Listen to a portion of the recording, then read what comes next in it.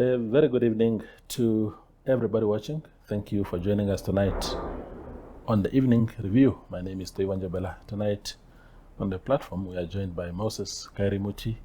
He is an entrepreneur, but he uses a very nice term, hustlepreneur, which we'll explain in a moment.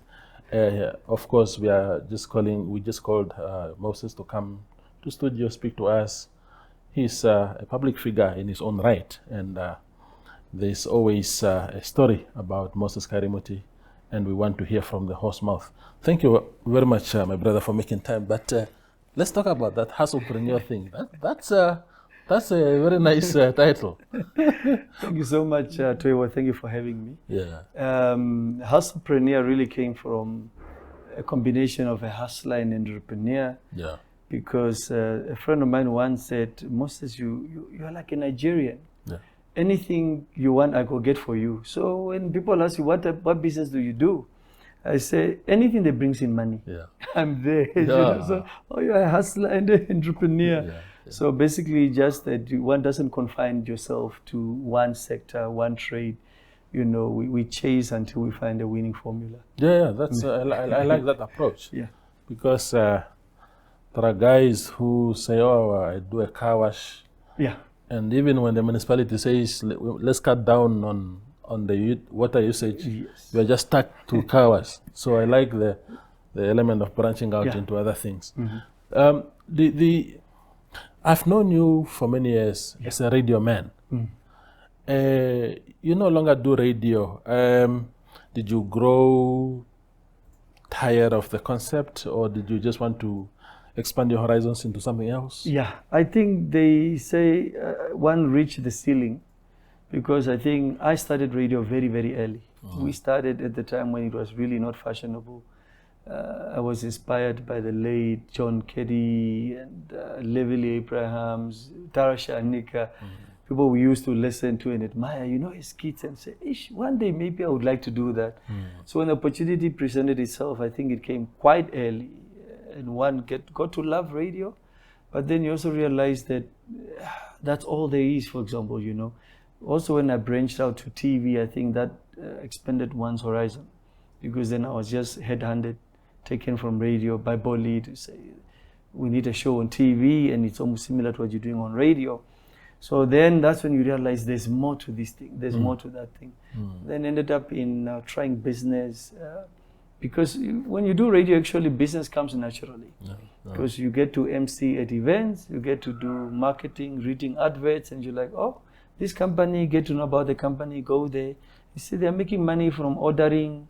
That's when we now started with wholesaling, tried the hand of that. That was way early before the order with me concept came, So, but I think they say radio, you never really grow out of it. But also I appreciate the fact that our time really was really the best time. Yeah. It was the best time, because we didn't have the luxury that they have now, or what they currently here. For you to really sound not smart per se on radio, you had to research. Yeah. We didn't have the luxury of the smartphone and the internet at the time. We didn't have all this. You have to buy the drum magazine to read what's happening entertainment-wise, especially in South Africa. South Africa had a lot of influence at the time.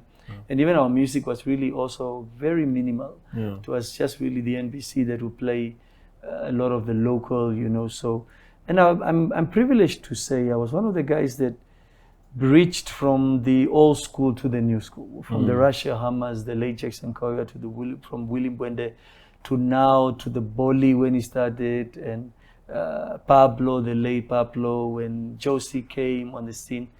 I had the first ever commercial radio show actually that played local music.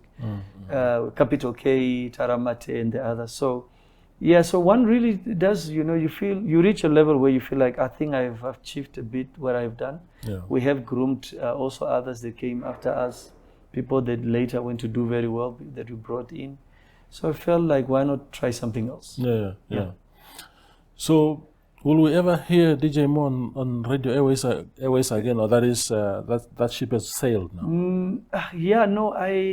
That radio bug has been biting for some time.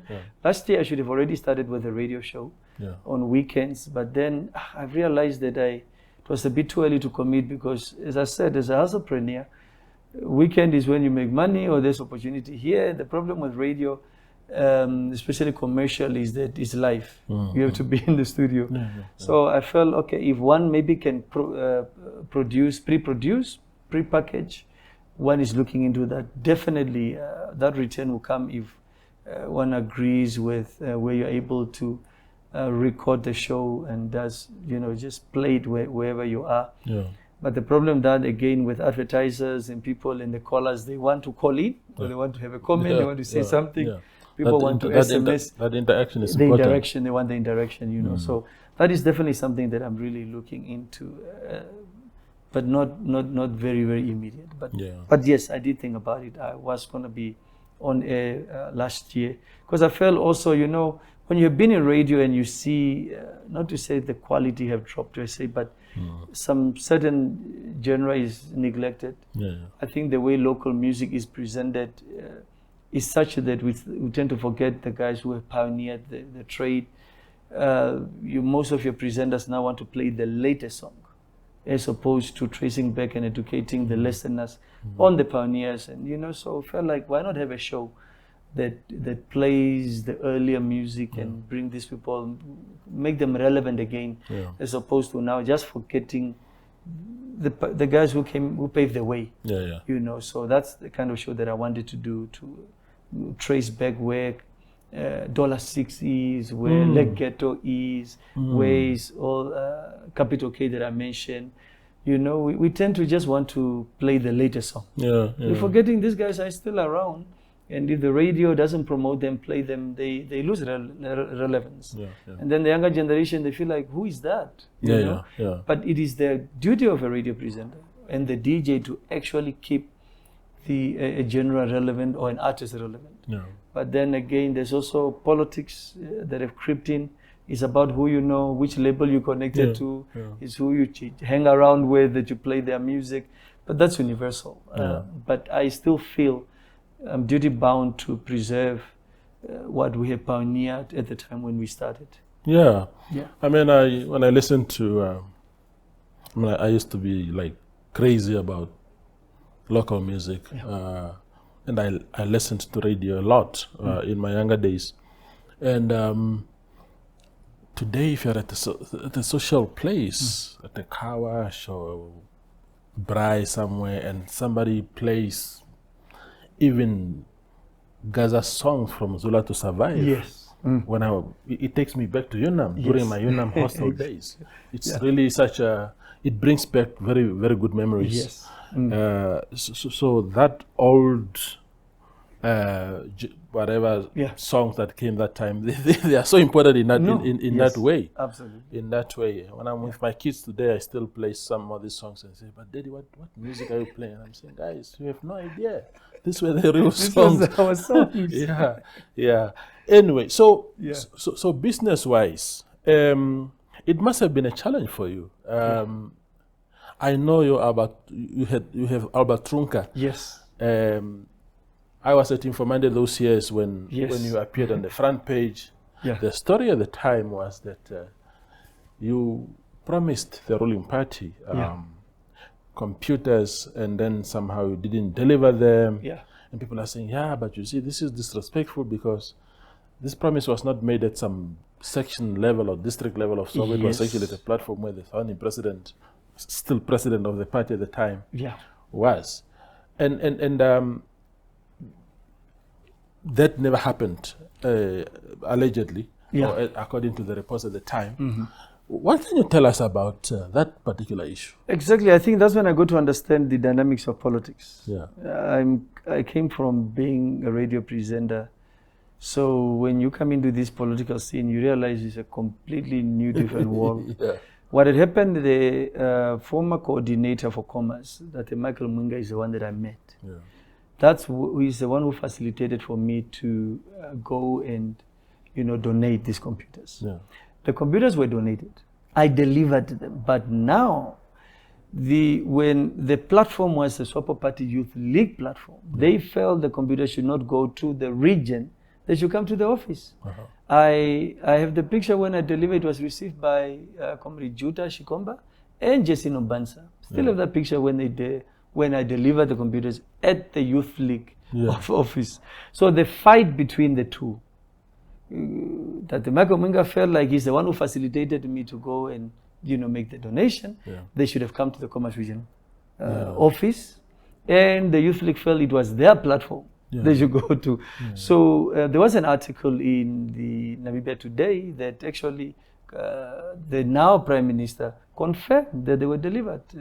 Dina wrote a story on that. It was there. But at the time, Informando was so popular that people, anything Informando, that's it. When you go clear your name at any other platform, people would not see it. It was, back page, not back page, third page kind of a thing. So yes, we did deliver, but the bigger story behind that was not really about me, allegedly lied to the party. No. So when I started understanding the dynamics behind it, I was representing two investors who wanted to introduce a containerized rail project that was fully funded by the Swiss government, which I took these people to the founding president because they were stuck at the ministry, at the works at the time, and the president at that time was Comrade Pohamba. So I felt the person that can push this thing, who was passionate about rail, was Tatekulu, the late founding president. So I took them there, and they agreed. He agreed, actually, and he was pushing for it to go forward.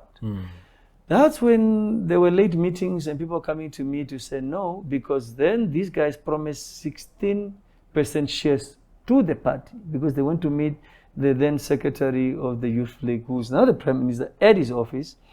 And they promised 16% shares to the party, and then I was going to get 6%, and the other partner, So the people agreed the 16% should go to the party, but they had a change of heart. So they came to an office that I was then operating from. Batrunga had a building, the old DFN building. So the late night they came to me and they said, no, the 16% must not go to the party. It must go to so and so, so and so. Being very young at the time and a rookie, really, I communicated to the investor. He said, he's a German guy. He has been in the country very long. And you know how Germans are. He said, no, but why do you want to change things when we just... So someone actually told me that if I cannot facilitate that, then they will sabotage the project. So that's what I then get to understand later, that I was really collateral damage that I have not delivered, which I did at the time. But then the damage was caused. I was new to this whole thing. And then my relationship, proximity to the founding president again was also a threat to some people at the time, because it was a formation of another party. And so I became really a pawn in the bigger picture, in the greater scheme of things, basically, No, wonderful. We go for a very short break and return with Moses Kairimuti.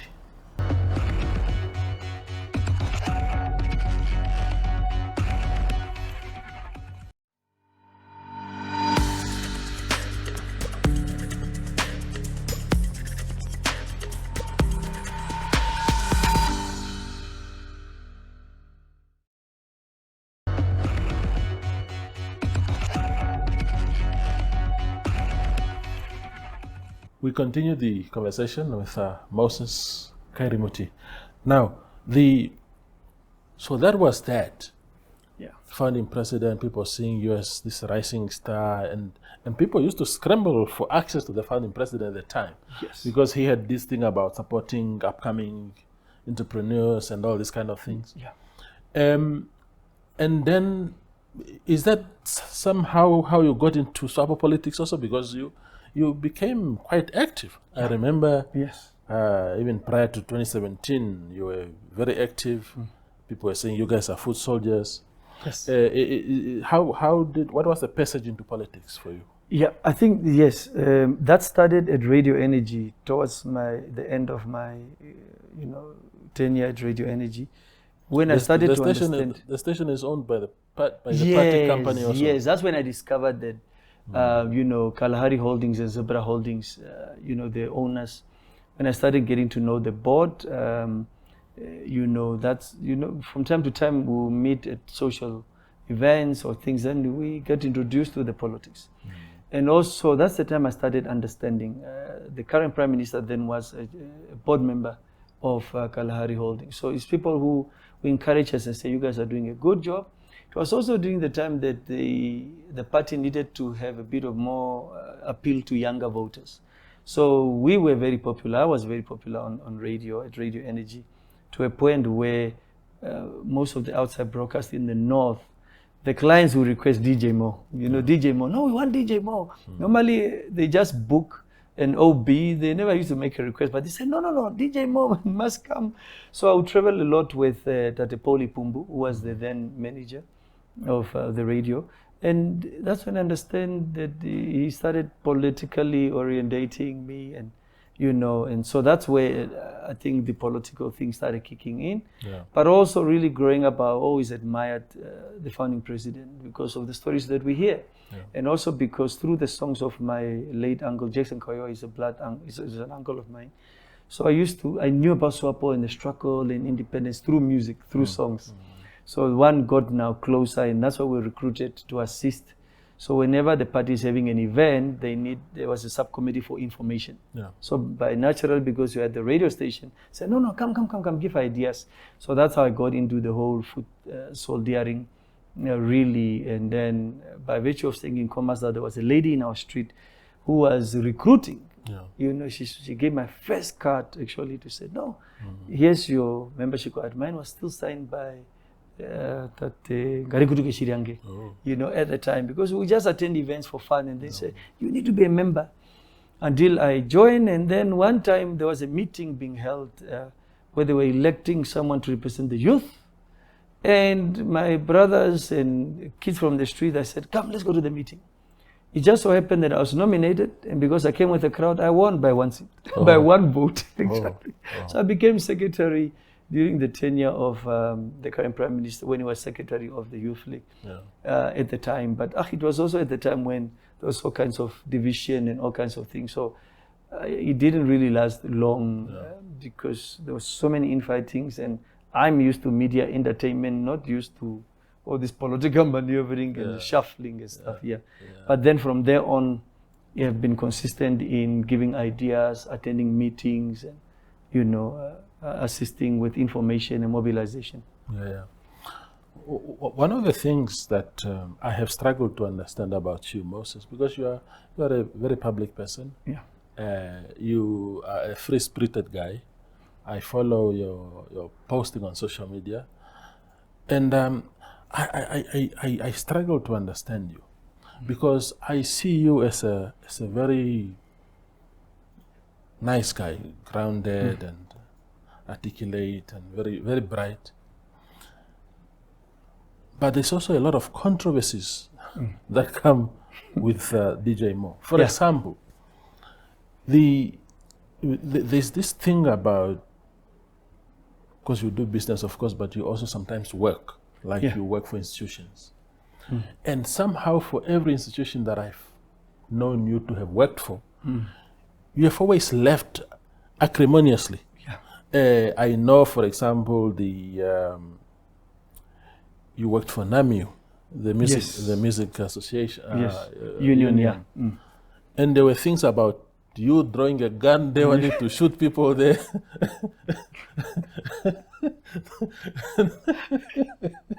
and then even your last job that I know of, which was with Minister Kanjode, where you were an assistant, you had to put out a statement, I think, late last year, again apologizing or something, saying, look, I should have. What is this about Moses Kairimuti who cannot just live graciously from a place? That's a good one. I was busy putting down ideas for autobiography, and I said, but this also have to be told. So I'm happy that you brought that up. I think for some reason, one, when I went to Radio Energy, for example, which was my first very radio experience was KCR, when it was still KCR, the old one. Because I just had a passion for radio, and at the time, they were looking for volunteers. So I went there and I got my first hand at radio, but then it just closed down. Then I was at home again. Then I went to Radio Energy. They were hiring. I went there competing with people who were now coming from KCR, so they were better experienced and had better CVs and so forth. But then the manager at the time really liked what I said, because at the time they were trying to find a bridge. They wanted the radio to appeal to your colored and white listeners, for example. So I gave a good idea. Mine was very simple in the interview, actually. They asked, how does the radio appeal to the white listeners, for example? And then I said, have you ever gone to where they are? You know, so I meant it to be almost a bit sarcasm, but they loved it. They said, but it's true. I said, yeah, but where do the white audience, young people are? They are at the rugby, they are at, you know, so take the radio to them. That's how I got in. I couldn't believe it, actually. Then Tashia trained me, and then I ended up doing radio. Even at Energy, I think I never also like to conform for some reason. Yeah. I can never stay long, because if I question some things and I'm not happy, I speak my mind. Yeah. Basically. Yeah. So in most cases I end up, you know, differing and things like that, and I had a temper issue. I've worked on that. I'm 44 now, so I can say I have gone through the stages. So that's why there's always been the controversy. There's always been the fact that if I'm not happy with something, I was always the one that everyone else is afraid to talk. They rally behind me because they know Moses will challenge and talk. And then sometimes you regret, you know, you make some of these hasty decisions, anger burst. But then sometimes, as they say, when the bullet leaves the gun, even if you feel better about it, it's already gone, you know. So that has always been, yes, I admit that I had, I think, you know, a bit of personal issues, a personal attitude, short temper, that I would never keep quiet if I see something. Yeah. I think it's important that we speak our minds. Of course, of course, sometimes you want to measure what you say and how you say it, but I think I would rather have that kind of attitude where I speak my truth as I see it, rather than being a puppet of the other people's things, especially people who do not have good intentions. They want to use you into in some other things. What was that thing? What was that issue about Maria, the lady? Again, we don't have enough time left, but since you put it in the public, I must ask you about that lady. You did some live broadcasts of the house scandal. There were issues of cars and all that, and I was like, why is he doing this? But now I am putting it to you directly. It landed me in prison. It landed in jail. I have an ongoing criminal case. It brought quite a lot of other problems, a lot of lawyers. I mean, one lawyer that I have to pay. I think really, again, it was a question of, it was a nasty breakup. One, also where I lost, because I lost money and asset here and there. But then, to me, the issue was the fact that the person denied owing me and went to make it look like I was the villain in the whole thing. That's why I decided, the only platform I have is to go live and to put all the screenshots and put all this, evidence. That's what actually happened. And that's why I decided, let the world know that actually in this case, because everybody always say Moses, and I think that's what she wanted to use against me, what you alluded to earlier, that people will believe that Moses is always the problem. Moses is always the problem. So people will believe.